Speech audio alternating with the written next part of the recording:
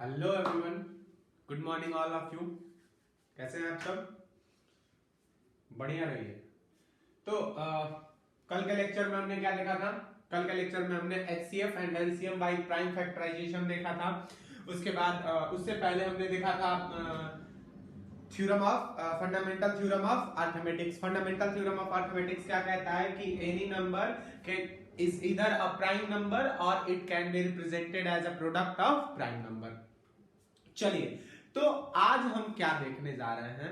आज हम देखने जा रहे हैं some application of LCM and HCF. LCM और एचसीएफ के कुछ एप्लीकेशंस देखेंगे, उसके बाद कुछ एग्जांपल्स, कुछ सवाल करेंगे। जैसा कि मैं आपको एक टॉपिक पढ़ा के फिर उससे रिलेटेड कुछ क्वेश्चंस करवाता हूं एनसीईआरटी के और भी बुक्स के।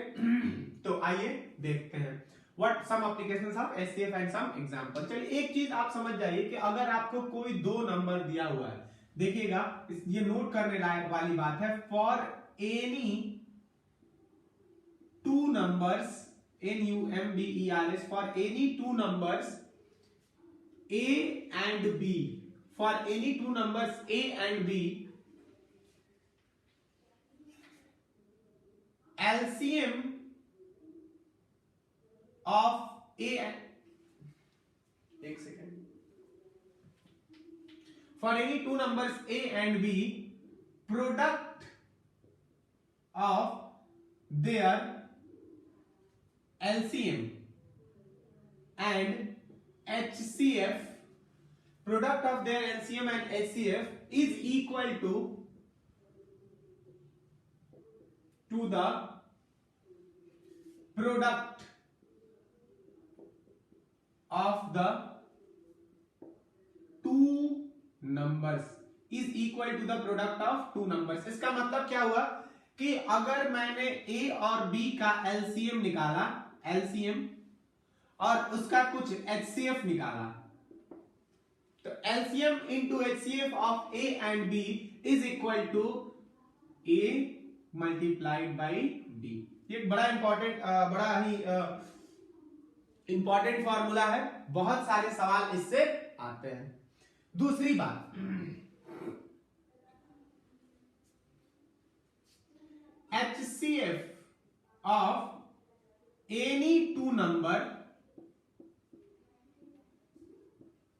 is a factor, HCF of any two number is a factor of their LCM। यानी कि किसी भी दो नंबर का जो LCM HCF होगा वो उसके HCF का क्या होगा? वो उसके HCF का फैक्टर होगा। अब इन दोनों चीजों को थोड़ा सा हम प्रैक्टिकली देख लेते हैं। इसको आपने नोट कर लिया, अच्छी बात है, पॉज करके नोट कर लीजिए। उसके बाद देखिए जैसे मान लीजिए कि कोई दो नंबर हम लेते हैं, दो नंबर लेते हैं, जैसे कि एक ले लिया हमने 16, ठीक है, और एक हमने ले लिया 36, और छोटा ले लेते हैं, एक हमने ले लिया 8 और दूसरा हमने ले लिया 20। 8 और 20 का चलिए HCF भी निकालते हैं और LCM भी निकालते हैं। तो 8 और 20 का HCF कितना हो जाएगा? 8 को हम क्या लिख देंगे? 2 पे पावर 3, और 20 को क्या लिख देंगे?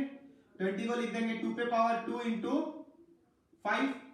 चलिए, तो इन दोनों में से HCF इनका क्या हो जाएगा? HCF मेरे ख्याल से क्या हो जाएगा? HCF हो जाएगा 4, और LCM क्या हो जाएगा? LCM बताइए आप लोग, क्या हो जाएगा? LCM हो जाएगा 40। समझ रहे हैं इस चीज को? जो भी फैक्टर्स होंगे उनके हाईएस्ट पावर को, तो 2 टू 4 टू 8 और इसमें 5, 40। अब आइए चेक करते हैं कि क्या ये इस फॉर्मूला पे सही बैठ रहा है क्या। तो LCM इंटू HCF यानी कि 40 इंटू 4, ये किसके बराबर आया? ये आया 160 के बराबर। अब A इंटू B करते हैं, 8 इंटू 20, ये किसके बराबर आया? 160 के बराबर। देखिएगा ये LCM इंटू HCF है, LCM ऊपर वाला क्या है? LCM इंटू HCF, और नीचे वाला क्या है? Product of two numbers. अब ये देखिए ये दोनों किसके बराबर आ गए? इक्वल आ गया। अब दूसरी बात ये कि HCF of any two number is a factor of their LCM। इसका मतलब क्या होता है? इसको पहले प्रैक्टिकली समझिए कि ये 8 और 20 का जो LCM आएगा, वो LCM कितना आया? 40, एलसीएम इसका कितना आया 40, और इसका एचसीएफ कितना आया है, इसका एचसीएफ आया है 8 आया है ना, सॉरी एचसीएफ 4 आया है, एचसीएफ इसका कितना आ गया 4। देखिए तो ये जो एचसीएफ है, जो एचसीएफ है वो एलसीएम का क्या है, फैक्टर है कि नहीं है, 4 10 जा 40, ये इसको कंप्लीटली क्या कर देता है, डिवाइड कर देता है। तो जो भी किसी दो नंबर का एचसीएफ रहता है, या दो से ज्यादा का भी आप लिख सकते हो, अभी यहाँ पे हमको दो ही का पढ़ना था, किसी भी दो नंबर का या दो से ज्यादा नंबर का जो एलसीएम होता है और उसका जो एचसीएफ होता है, एचसीएफ एलसीएम का क्या होता है, फैक्टर होता है। अब ये देखिए समझने वाली बात कैसे है कि जैसे मान लो कि कोई भी ए और बी का हमने क्या निकाला, ए और बी का एलसीएम निकाला, तो एलसीएम का मतलब यही ना होगा कि ये ए भी इस एलसीएम का फैक्टर होगा और ये बी भी इस एलसीएम का फैक्टर होगा ना, लोएस्ट कॉमन, ये मल्टीपल है तो ये इसके क्या होंगे, फैक्टर होंगे ना।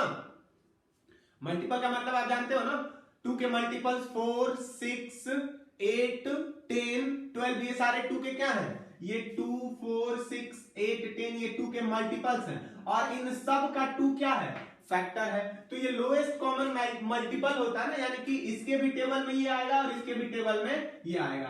तो इसका मतलब बोल सकते हो ना कि ए जो है एलसीएम, इसका एलसीएम का फैक्टर है और बी भी क्या है, इस एलसीएम का फैक्टर है। अच्छा, जो एचसीएफ होता है वो इन दोनों का फैक्टर होता है, यानी कि ये जो एचसीएफ होता है इस ए का भी फैक्टर होना चाहिए और बी का भी फैक्टर होना चाहिए।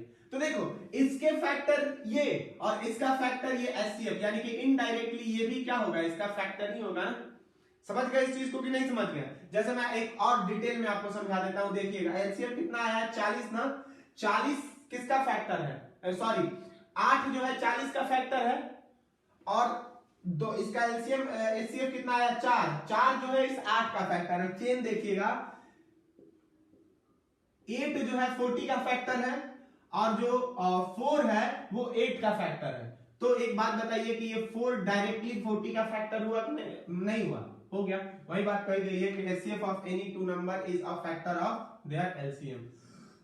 चलिए आइए कुछ सवाल देखते हैं, एनसीईआरटी के कुछ क्वेश्चंस देखेंगे हम, फिर दूसरी बुक्स के भी देखेंगे, आपके कुछ डाउट्स हैं वो भी देखेंगे।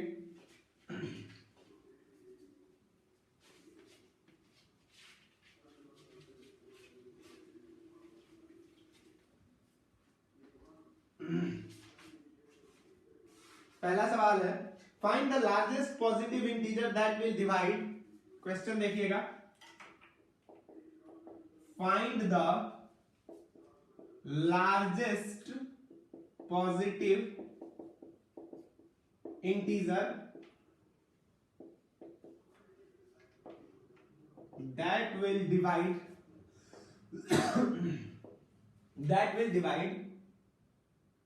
398 436 and 542, 436 and 542 LEVING,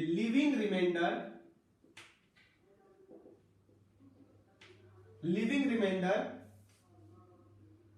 7 11 and 15, 7 11 and 15 in each case. देखिए मुझे बहुत सारे बच्चों ने ये सारे सवाल बना के वो पॉलिनोमियल्स पे जा चुके होंगे।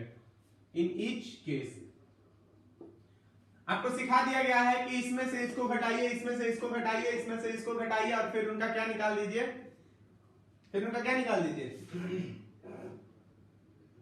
एचसीएफ निकाल दीजिए। लार्जेस्ट है तो क्या निकाल देना है, एचसीएफ निकाल देना। सवाल देखिए, सवाल क्या कह रहा है, इसको समझिए, इसको फील कीजिए, क्वेश्चन को याद मत कीजिए, मैथ्स रटने वाला सब्जेक्ट बिल्कुल नहीं है। Find the largest positive integer that will divide 398 436 and 542 living remainder 7 11 and 15 in each case। मतलब कि एक कोई ऐसा इंटीजर निकालना है,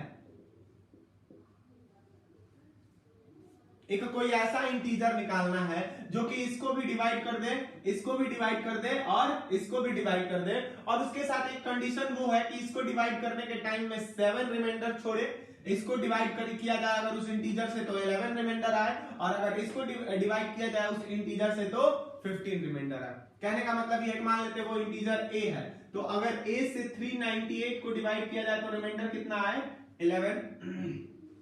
7। अगर उसी a से 436 को डिवाइड किया जाए तो रिमाइंडर कितना आए 11, और उसी a से अगर 542 को डिवाइड किया जाए तो रिमाइंडर कितना है 15 है। चलिए समझ गए इस चीज को, ये बात होनी चाहिए। अच्छा तो एक बात बताओ कि ये जो इंटीजर होगा अगर 398 को डिवाइड करेगा तो रिमाइंडर कितना आएगा 7 आएगा। तो 398 में से अगर 7 को घटा दें तो आंसर हमारा कितना आएगा 391। 398 ही है ना, हाँ 391।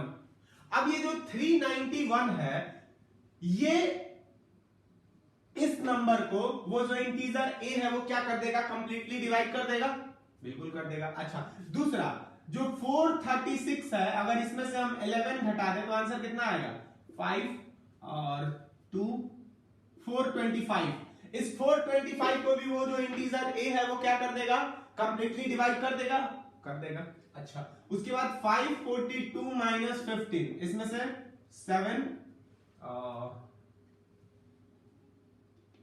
2 और 527 को वो इंटीजर कंप्लीटली डिवाइड कर देगा, बताइए बता दे जाइए। 542 को भी वो इंटीजर क्या कर देगा कंप्लीटली डिवाइड कर देगा यानी कि 527 को, यानी कि ये जो तीनों इंटीजर्स हैं ये इस कॉमन इंटीजर a से क्या हो जाएंगे कंप्लीटली डिवाइड हो जाएंगे। इतनी बात समझ में आई। अब आगे की बात ये है कि ये जो इंटीजर होना चाहिए वो एक सबसे बड़ा इंटीजर होना चाहिए जो कि इन तीनों को क्या कर दे कंप्लीटली डिवाइड कर दे। वैसे तो इसको कंप्लीटली डिवाइड 1 भी कर सकता है, 1 भी इन तीनों को कंप्लीटली डिवाइड कर सकता है ना, लेकिन 1 नहीं, वो बड़ा से बड़ा है, वो सबसे बड़ा इंटीजर। जैसे मान लो कि अगर मैं आपसे पूछता हूं, सुनिएगा इस चीज को, अगर मैं आपसे पूछता हूं कि 16 और 24 को HCF का मतलब समझा रहा हूं फिर से, 16 और 24 को डिवाइड करने वाला एक बड़ा से बड़ा इंटीजर निकालिए, सबसे बड़ा इंटीजर निकालिए, यानी कि HCF निकालिए। तो एक भी इन दोनों को डिवाइड कर देगा, 2 भी कर देगा, 3 नहीं करेगा, 4 भी कर देगा, 5 नहीं करेगा, 6 नहीं करेगा, 7 नहीं करेगा, 8 कर देगा, इसके बाद 9 10 11 12 13 14 कुछ नहीं करेंगे, यानी कि ये सारे इंटीजर जो है इसको कंप्लीटली क्या कर देंगे डिवाइड कर देंगे। तो इसमें सबसे बड़ा क्या हुआ 8 हुआ ना इन तीनों को डिवाइड करने वाला वो सबसे बड़ा इंटीजर क्या है a है, सबसे बड़ा है, और तीनों में क्या है तीनों को डिवाइड कर दे रहा है। तो अब सिंपली आप क्या कर दो इनका HCF निकाल दो। तो चलिए HCF निकालने की कोशिश करते हैं। तो 391 को क्या लिख सकते हैं और फिर 425 को और फिर 527 को, शायद 17 के टेबल में ये जाएंगे, 17 के टेबल में 17 से 391, 17 से 2 बार में 34 9 में से 4 गया,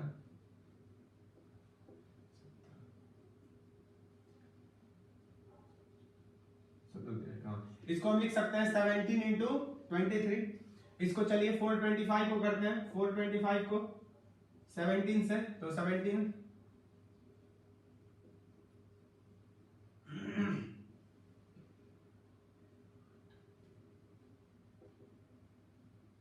इसको हम लिख सकते हैं 17 इंटू 5 पे पावर 2, मतलब 17 इंटू 25, तो 25 को 5 पे पावर 2। अब इसको करते हैं 527 को, तो एक बार में नहीं सॉरी 3 बार में 31, यानी कि इसको हम लिख सकते हैं 17 इंटू 31। अब बताइए तो इन तीनों का HCF क्या होगा, ये हमारा रफ वर्क है, इन तीनों का HCF क्या हो गया, इन तीनों का HCF होगा 17। तो 17 will be the answer which will divide this living remainder this much and this much in each case। चलिए अगला सवाल एक NCERT का बहुत ही अच्छा सवाल है। समझिए सवालों को, रटने से नहीं होगा कि बता दिया गया कि इसमें से इतना घटा के और एचसीएफ निकाल दो, एलसीएम निकाल दो। समझिए,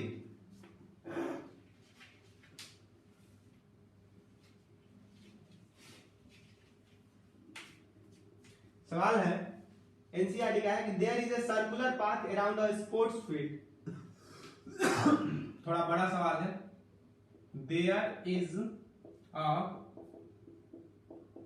circular path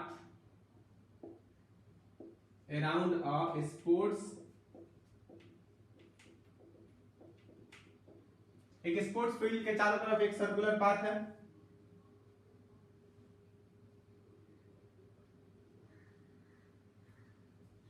Priya and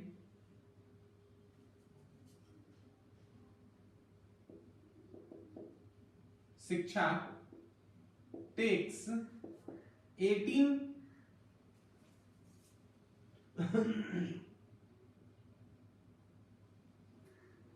and 12 minutes respectively to complete one round. If they start at same time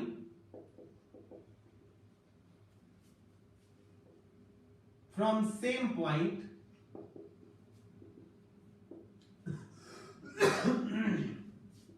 find after how much time will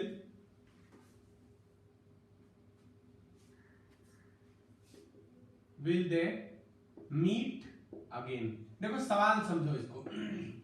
प्रिया और शिक्षा दो लड़कियां हैं जो कि एक सर्कुलर पाथ को 18 मिनट में और 12 मिनट में क्या कर ले रही हैं, एक कंप्लीट सर्कल लगा ले रही हैं। अब अगर वो एक साथ एक ही टाइम पे स्टार्ट करती हैं, एक साथ एक ही टाइम पे स्टार्ट करती हैं, तो कितने टाइम के बाद कितने टाइम के बाद वो वापस मिलेंगे। एक बात बताइए कि यहां से प्रिया ने भी स्टार्ट किया, यहीं से प्रिया ने भी और यहीं से शिक्षा ने भी, दोनों इधर की तरफ क्या करना, चलना चालू हो। अब प्रिया को इसको कंप्लीट करने में कितना टाइम लग रहा है, प्रिया को जो टाइम लग रहा है वो कितना लग रहा है, 18 मिनट्स लग रहा है, यानी कि प्रिया क्या है, स्लोअर है। अच्छा, शिक्षा को कितना टाइम लग रहा है, शिक्षा को लग रहा है 12 मिनट्स, यानी कि शिक्षा क्या है, फास्टर है। तो अब मुझे आप एक बात समझाइए कि यह कितनी देर के बाद फिर से मिल जाएंगी, कितनी देर के बाद फिर से मिल जाएंगी। देखिए अब इसमें बता दिया जाता है आपको कि इसका क्या निकाल लीजिए, एलसीएम निकाल लीजिए, एलसीएम निकाल लीजिए, वही क्या हो जाएगा, आंसर हो जाएगा। लेकिन एलसीएम क्यों निकालना है, इस चीज को समझते हैं। अब इसको थोड़ा सा आसान भाषा में समझने की कोशिश कीजिए कि अगर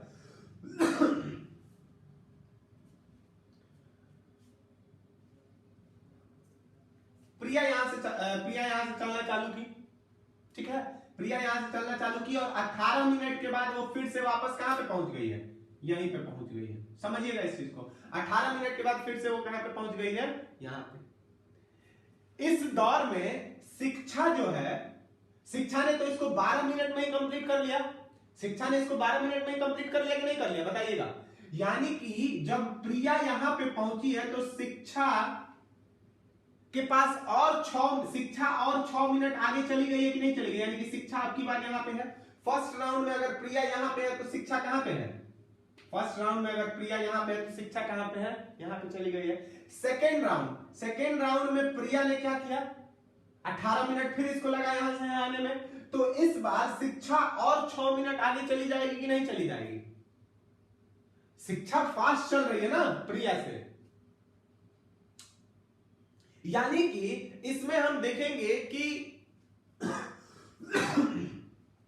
कितने टाइम के बाद वो, अच्छा एक बात समझो, वो कब मिलेंगी, वो एक दूसरे से मिलेंगी कब, जब इन दोनों का इवन होल नंबर में क्या हो जाए, रिवॉल्यूशन कंप्लीट हो जाए। यानी कि प्रिया का 2 रिवॉल्यूशन और शिक्षा का 3 रिवॉल्यूशन, या प्रिया का एक रिवॉल्यूशन और शिक्षा तब तक में 2 रिवॉल्यूशन कवर करके आ गई, तब मिलेंगी।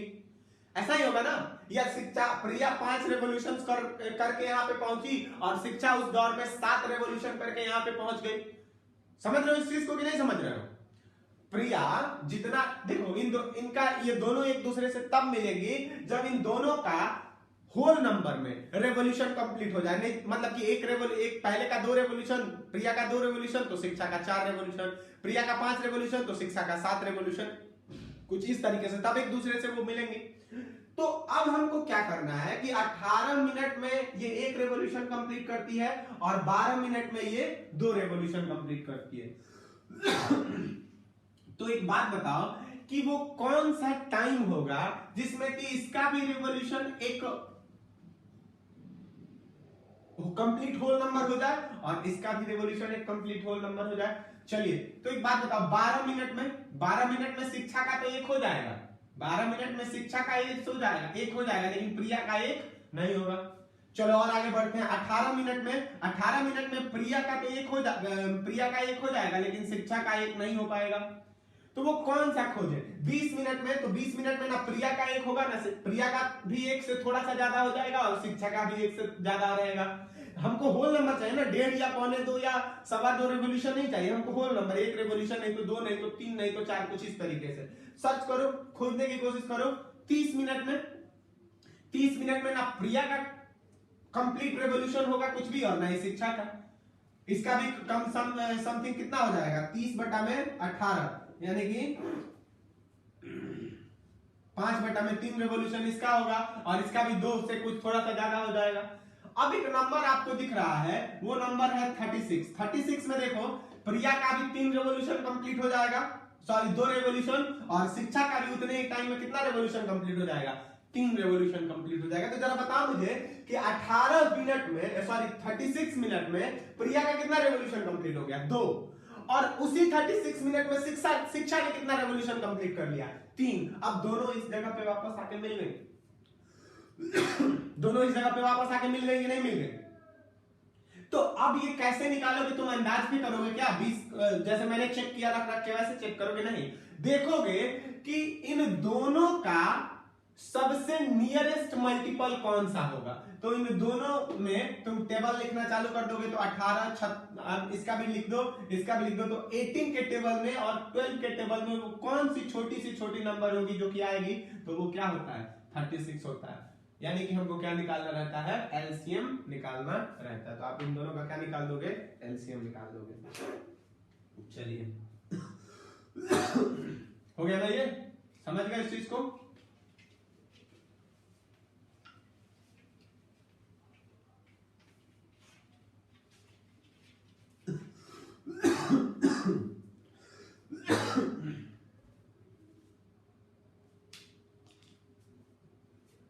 चलिए एक और सवाल है एनसीईआरटी एग्जाम्पलर का।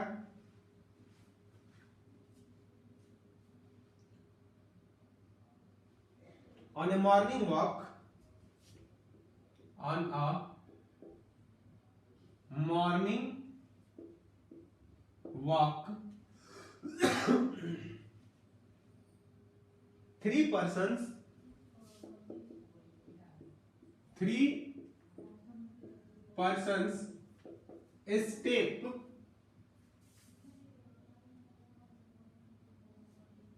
step off together.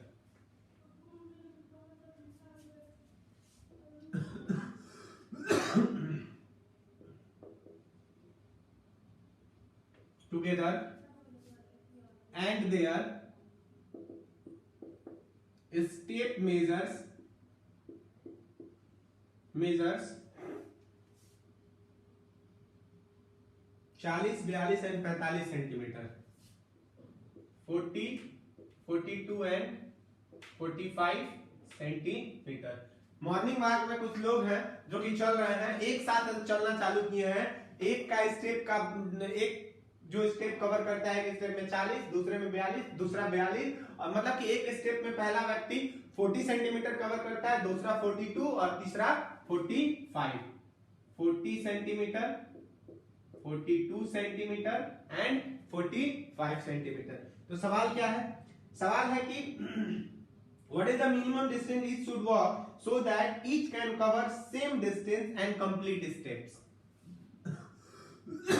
What is the minimum distance they should walk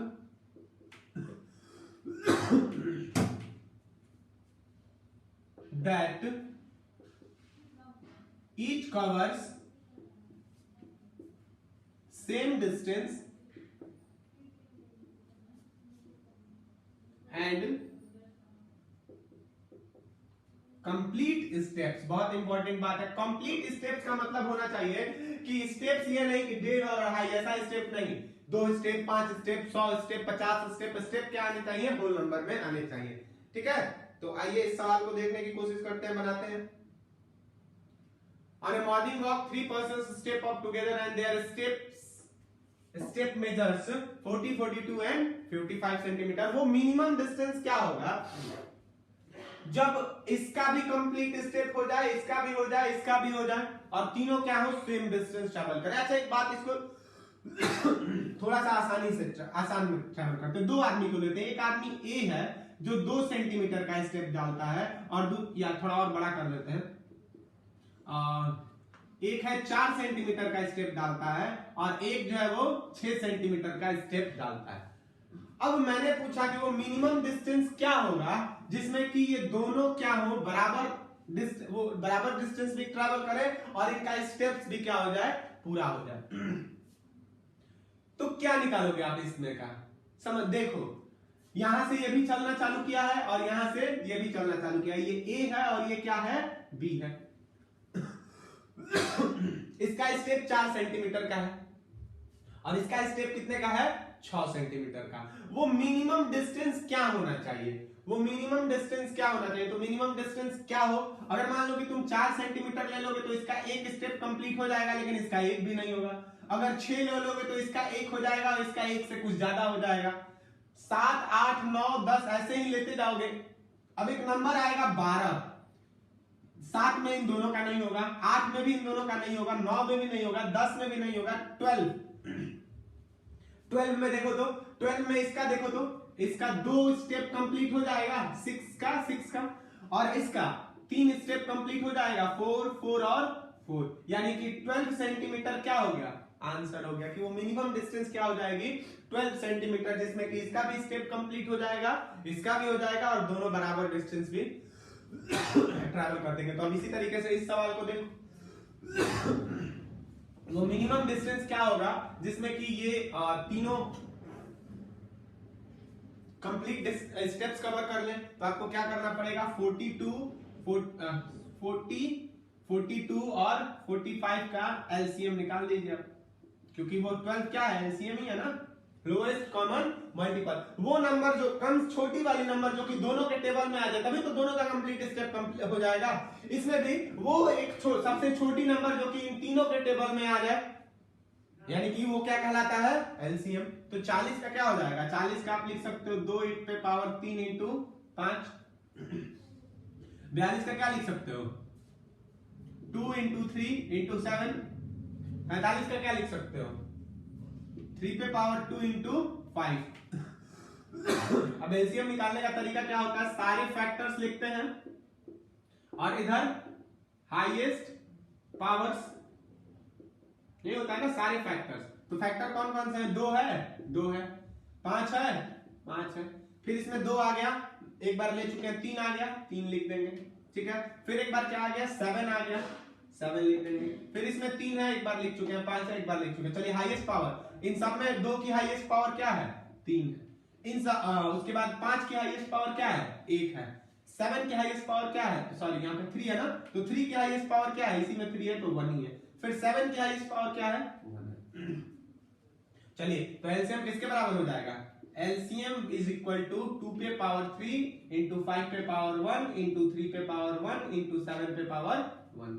चलिए सॉल्व करते हैं, इसको सॉल्व करके देखने की कोशिश करते हैं। 7 3 जा 21, 21 4 जा 21 4 जा होता है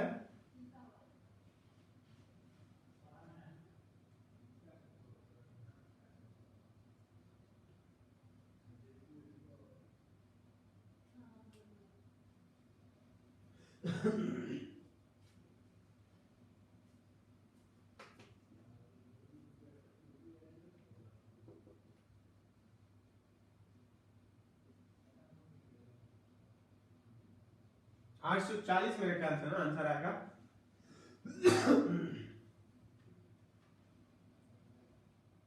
एक सेकंड हाईएस्ट पावर यहाँ पे, सॉरी यहाँ पे 3 की हाईएस्ट पावर क्या है, 2 है ना। हम हाईएस्ट पावर रहता है ना, 3 की हाईएस्ट पावर हमने क्या लिख दी थी, 1 लिख दी थी, यानी कि यहाँ पे 3 का पावर कितना हो जाएगा, 2 हो जाएगा। यानी कि आप इसको सॉल्व करोगे तो 7 3 7 9 56 7, वेरी सॉरी, तो ये मेरे ख्याल से 2520 हाँ ये 2520 20 सेंटीमीटर आ जाएगा। तो ये इस तरीके से रहा आंसर, ठीक है।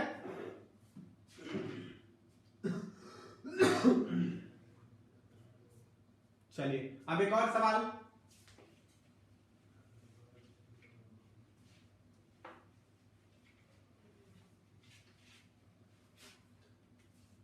कैन टू नंबर्स हैव, बहुत ही पॉपुलर सवाल, कैन टू नंबर्स